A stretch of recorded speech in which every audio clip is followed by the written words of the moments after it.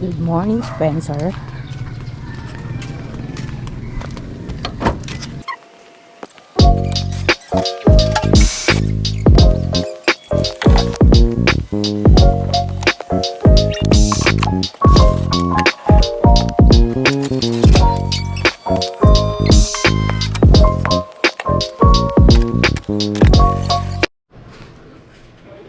Bye-bye. Psst. Andy. Hey, look at me. Psst. Bye. Bye-bye, Maddox. Bye, Bob.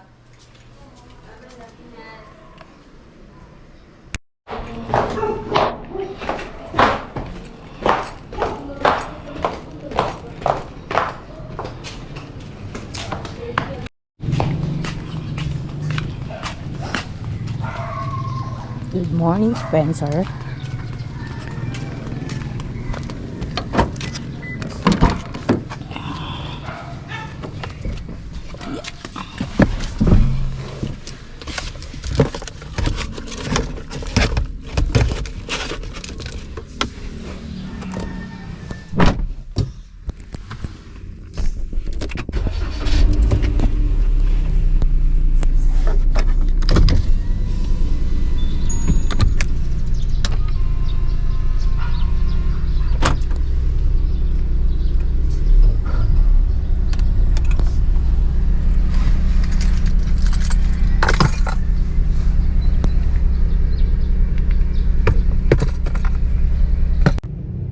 So, papasok na ako sa work kasi oras na din. So, bye-bye. So, bibigyan ko kayo ng konting view papunta sa office. Pero kakalabas ko lang ng subdivision. So, ayun, hawak ko lang yung GoPro kasi wala pa akong kahit na anong kaya nakabit dito kasi dati dami kong mga binibilingan, hindi ko naman nagagamit, so nasasayang.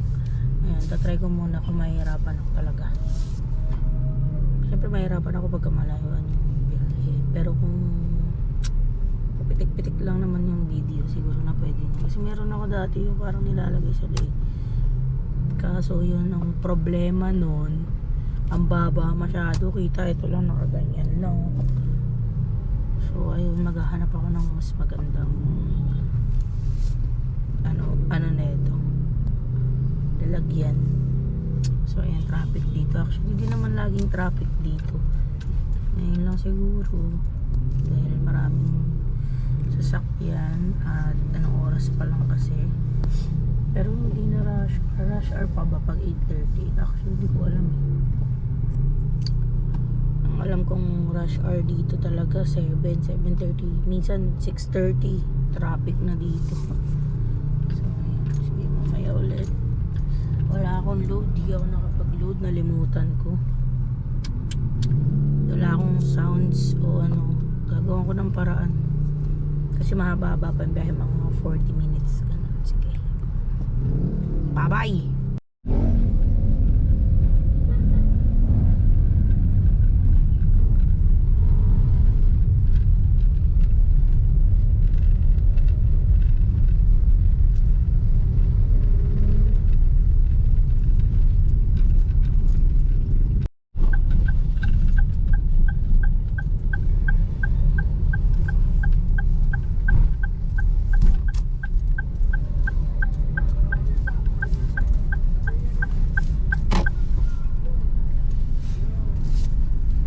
Dito na ako sa Taguig, nakalabas na ako ng Pasig. Mabilis lang. Medyo traffic lang sa bandang San Roque ba yun? Pero smooth lang, sobrang saglit lang siguro, para mga 15 minutes. Yan. So, dito na ako sa may Taguig. Sa to ayan, West Rembo. Dati itong Makati, pero ngayon Taguig na.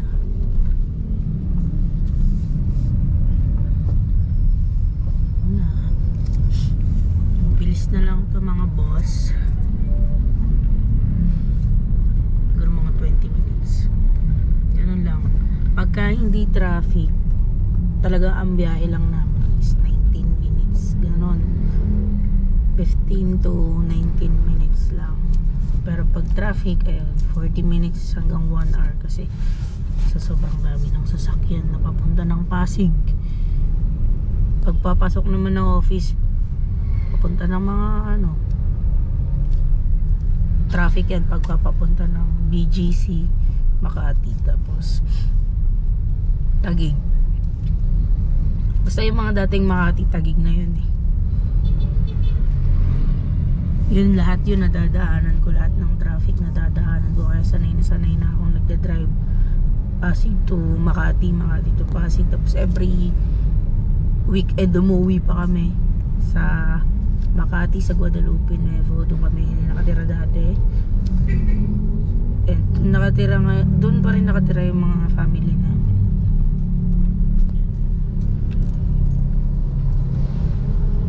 Hirap pala pagkakamay lang talaga. Pero pagkakamay naman, nakokontrol mo.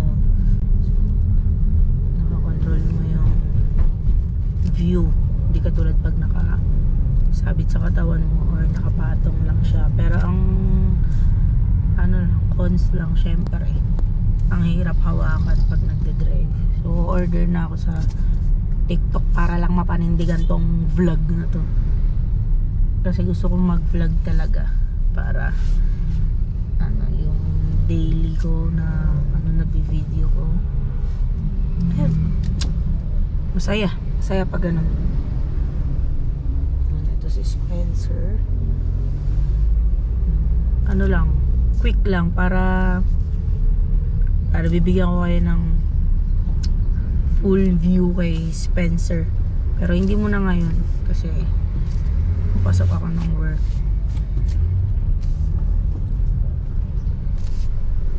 Kasi natanong nyo kung saan ako nag-work. Nag-work ako sa City Hall, pero hindi sa loob ng City Hall. Meron kaming office sa may City Hall. So yun, may sarili kaming business doon.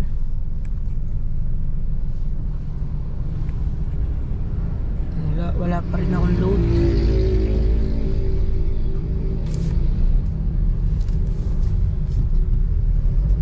So ito na yung second vlog. Syempre, hindi ko na naman alam yung title, kung ano na naman ita-title ko, pero ito parang it's all about biyahe, ganon. Kasi hindi ako mag-video dun sa office dahil dami-daming tao dun, di pa ako sanay na nag-video. Excuse me. So ngayon si Debbie nasa bahay siya, kasama niya yung mga pusa. Mag-out na yun ng 9 AM at siguro matutulog yun mamaya pa. Nakatulog naman ako kanina, kahit medyo late na ako natulog, nakatulog pa rin ako. At nagugutom na ako. Ano ba? Sige, mahaba na to, mamaya ulit. Malapit na ako sa Rockwell. Yan, wala masyadong traffic, kaya ang bilis ko lang. Siguro mga 10 minutes lang ako papunta dito sa Rockwell. Simula dun kanina sa may West Rembo. 10 minutes or mga 8 minutes siguro. Basta medyo mas maaga dun. So panoorin nyo na lang tutuloy-tuloy na biyahe ko hanggang sa Malobot tong GoPro, kasi yun na yung last na video ko dito sa GoPro. Tapos mamaya mag-phone na lang ako, tsaka papunta ng office. Yan, Rockwell. Malapit na ako sa City Hall. So hindi na ako magsasalita, manood na lang muna kayo. Tsaka makinig kayo dito. Hindi, tanggalin ko na lang to. Ingay.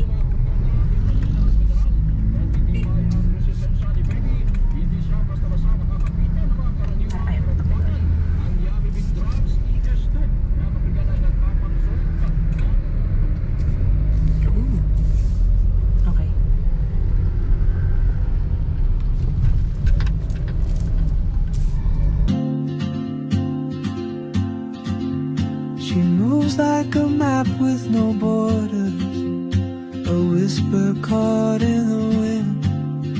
I see her boots at the corner cafe with a notebook and a grin. She's chasing skies I've never named while I stay in my lane. But something in the way she moves keeps pulling at my chain. Oh, traveler, you carry the sun in your stride, leaving behind what I hold inside. If I don't ask your name today, I may never get the chance to walk beside your wandering dance.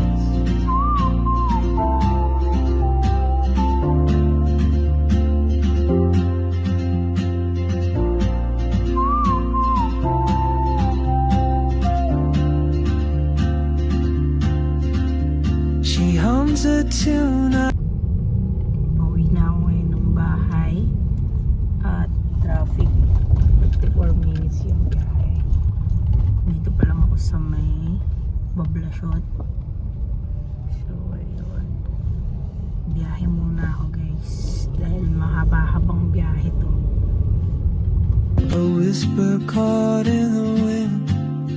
I see her boots at the corner cafe with a notebook and a grin. She's chasing skies I've never named while I stay in my lane. But something in the way she moves keeps pulling at my chain. Oh, traveler, you carry the sun in your stride.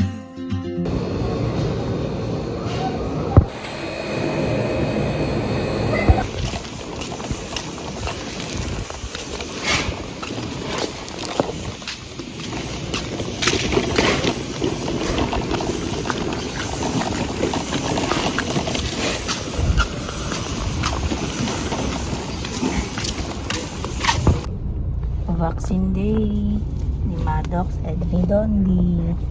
Hello boy, last day na. I mean last one ng vaccine nila ng 4-in-1. So punta tayo na SM Aura. Hindi na ako nakapag-video kagabi kasi nalubat yung GoPro. At saka marami akong bit-bit kahapon na parcel, kaya hindi ako nakapag-video. Ayan, tahimik pa sila pero mamaya mag-iingay na yan. Kasi papatong na ng papatong si Dondi kay Maddox. Pero mabilis lang yung biyahe namin, siguro mga 20 minutes. Yun. So hindi ako masyado makapag-video nito kasi mag-isa lang ako dahil matutulog pa lang si Debbie. Tsaka mag-isa lang ako nagpapavaccine talaga para hindi rin masyadong magulo. Kasi pag dalawa kami ni Debbie, natataranta kami. Pagka maingay silang dalawa, pag ako chill lang ako, syempre. Sanay na ako sa ganito So ayun, giintay na lang yung dalawa mamaya. Saka sana may doktor na sa SM Aura. I don't think hindi siya pwede palabasin yun dahil mag-scratch siya leather yung mga upuan ni Spencer. Di tulad dati, lang tela lang okay lang na scratch nila. So mamaya na lang ulit kapag try kong mag-video pag nasa SM Aura na kami. Kasi medyo mahirapan nga ako dahil may dala pa akong stroller, tas dalawa sila. So, laters. Guys, bye-bye. So, yun, siya. To Vice Comedy. Tayo, uwi na.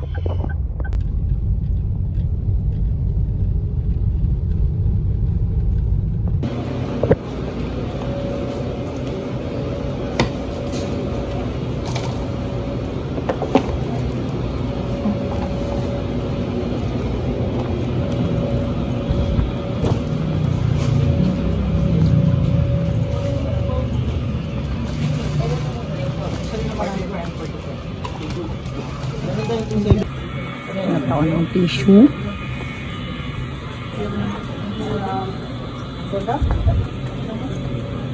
Excuse me.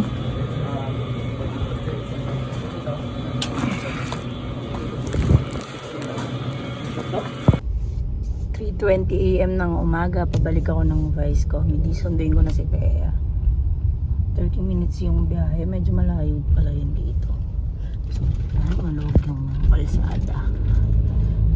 Kasi, madaling araw na eh. Pero alam ko naman na ganitong oras siya uuwi. Kala ko nga mga 4 or 5 eh. Kasi nung unang Vice Comedy namin, late na kami din nakauwi. Madaling araw na din yan eh. Tapos ang kasama namin si Roan. Ayun, inaantay niya na ako. So, mabilis lang to. Sana hindi saktong 30 minutes. Sana mas mabilis pa. See you.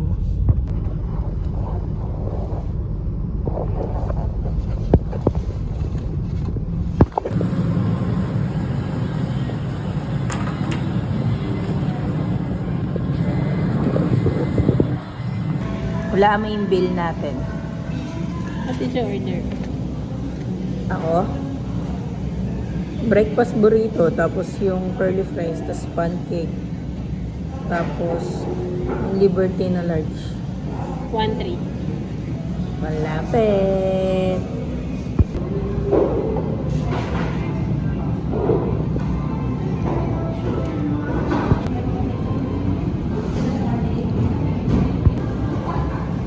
Order niya. Order ko. Meron pa doon. Ano na? Gutom yarn.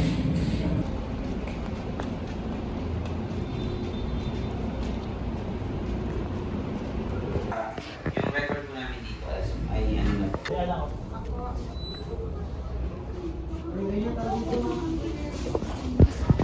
Tapos din ang paghihirap. Anong treats bibili natin sa kanila? Ito churro. Babo, meron ng grill. Eh di ba violet talaga yung gusto natin, hindi green? Di.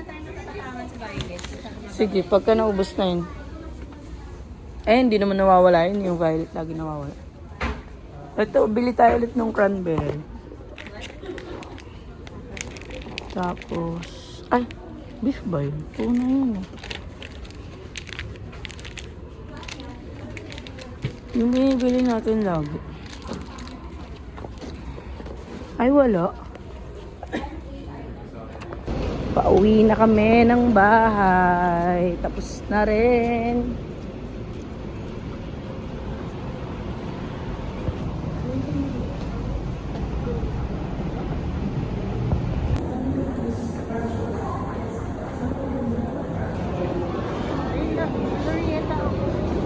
Glorieta? Tatawid tayo dun eh. Hindi mainit. Hindi naman nagkaintindihan. Ang daming tao sa National.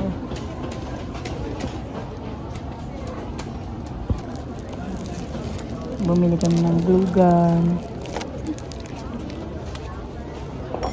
May mga pabango na dito. Bumili kami ng kontis, nag-crave. Pitit lang. Pauwi na kami sa bahay.